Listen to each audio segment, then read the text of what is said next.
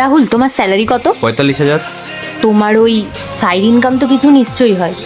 হ্যাঁ, একটু কামিয়ে নিয়ে হয়তো 1,500-2,000 টাকার মতো। মানে 45 আর 2 47।